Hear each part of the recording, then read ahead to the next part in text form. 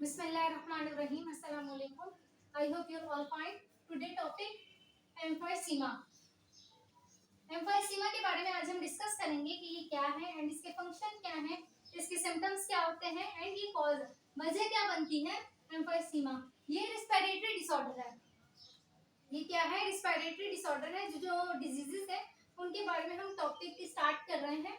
Emphysema a disorder, ये जो disorder होता है affecting the alveoli of the lungs. Emphysema जो डिसऑर्डर होता है वो सबसे पहले अट्रैक्ट करता है, मुतासिर होता है एल्वियोलाई पे और लंग्स पर, मतलब फेफड़ों पर अफेक्ट होता है, मुतासिर होता है। एम्फाइसीमा के बारे में आज टॉपिक है जो कि डिस्कस कर रहे हैं हम। द ट्रांसफर ऑफ ऑक्सीजन, जो कि एम्फाइसीमा में द ट्रांसफर ऑफ ऑक्सीजन को ट्रांसफर की जाती है and carbon dioxide in the lungs take place walls of the alveoli. जो कार्बन डाइऑक्साइड होती है लंग्स से ली जाती है वॉल्स की तरफ से एंड एल्वियोलाई से। The inner wall of the lungs air sacs alveoli are damage, जो कि ये बीमारी होती है एम्फाइसीमा जो कि रिस्पिरेटरी डिसऑर्डर है। द इनर वॉल, जो इसकी इनर मतलब कि अंदर वाली जो वॉल होती है ना लंग्स की, सेक्स एल्वियोलाई जिसको कहते हैं, वो डैमेज होती है। क्या हो जाती है? डैमेज हो जाती है, जिसकी वजह से एम्फाइसीमा की जो डिजीज होती है उसके चांसेस बन जाते हैं कि एम्फाइसीमा डिजीज का नाम है जो कि रिस्पिरेटरी डिसऑर्डर है। सिम्टम्स मैं बताती हूँ इसके कि सिम्टम्स क्या होते हैं इसके एम्फाइसीमा के। पेन चेस्ट होता है, जो हमारा चेस्ट है वो दर्द करने स्टार्ट हो जाता है, पेन स्टार्ट होता है चेस्ट पे। शॉर्टनेस ऑफ ब्रीथ, शॉर्ट मतलब कि हम जब ब्रीथ सांस लेते हैं तो बहुत मुश्किलात का सामना होता है और हम कम सांस लेते हैं, तो ये भी एक सिम्टम है एम्फाइसीमा का। स्पेशली विद फिजिकल एक्टिविटीज, और इसी के साथ साथ शॉर्टनेस ऑफ ब्रीथ के साथ स्पेशली खास तौर पर फिजिकल जो हमारी एक्टिविटीज होती हैं, जो जैसे कि देखना, काम करना, इन सब में भी हम वीक हो जाते हैं, शॉर्ट हो जाते हैं। मतलब कि ये सिम्टम क्या है एम्फाइसीमा की डिजीज का।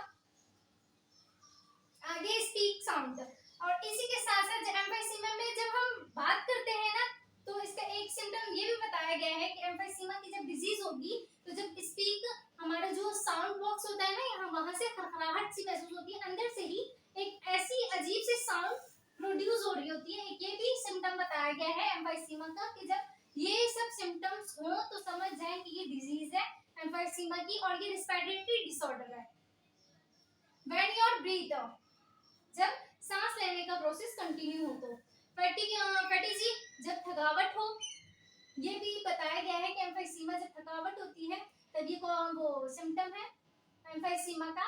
एंड कफिंग, मतलब कि खांसी भी इसकी वजूहात बनती है। खांसी, जब हमें खांसी आती है, और ये सब जितने भी मैंने आपको सिम्टम्स बताए, अगर ये सिम्टम्स हैं तो मतलब एम्फाइसीमा की डिजीजेस के बहुत चांसेस हैं जो कि रिस्पिरेटरी डिसऑर्डर है। कोई भी बीमारी हो वो बहुत ही खतरनाक एंड डेंजरस होती है हमारे लंग्स के लिए। एंड सबसे पहले तो ये एम्फाइसीमा जो है ये लंग्स की वो बहुत ही खतरनाक बीमारी है लंग्स के लिए, क्योंकि हमारे फेफड़े को ये सुझाव देती है, बहुत ही खतरनाक बीमारी है ये एम्फाइसीमा। एंड इसकी कॉज वजह बताती हूँ मैं आपको कि वजह किस वजह से ये बीमारी होती है, जिससे हमें बचना चाहिए, परहेज करना चाहिए।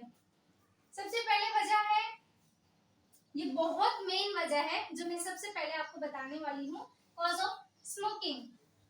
जो स्मोकिंग है सबसे पहली वजह है ये एम्फाइसीमा की, जो कि बहुत ही, अगर उसको एस्थमा देख लीजिए आप, एम्फाइसीमा देख लीजिए, ये रिस्पिरेटरी डिसऑर्डर की और भी बीमारियां आप ये वो डिजीजेस देख लीजिए, सबसे पहले मेन 80% जो आपको वो कॉज मिलेगी ना बीमारियों की, वो है स्मोकिंग, जो कि हमारे फेफड़ों के लिए बहुत ही खतरनाक है।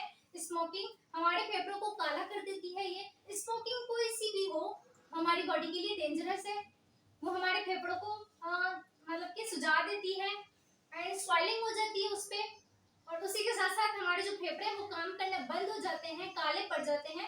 तो इसीलिए जो हमारी मेन वजह है जो कि बीमारी में रिस्पिरेटरी सिस्टम, वो रिस्पिरेटरी डिसऑर्डर्स के बारे में, तो सबसे पहले 80% है स्मोकिंग।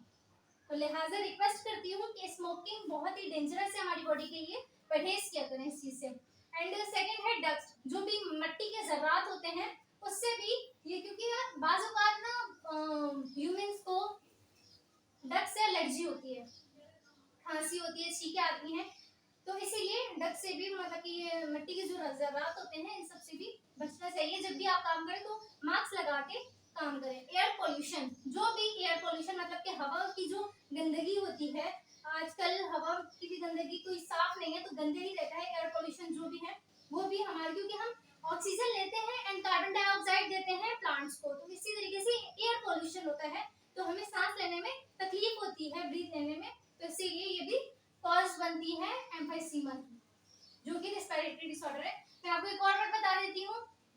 एम्फाइसीमा रिस्पिरेटरी डिसऑर्डर है जो कि अफेक्ट करती है लंग्स को, फेफड़ों पे मुतासिर होती है एंड एल्वेओलाई पे, जो कि ट्रांसफर करती है oxygen and carbon dioxide lungs से हमारी जो वॉल होती है एल्वेओलाई की वहां तक, और जो इनर वॉल होती है ना हमारी लंग्स की उसको सेक्स एल्वेओलाई कहते हैं, जिसको वो डैमेज कर देती है एम्फाइसीमा।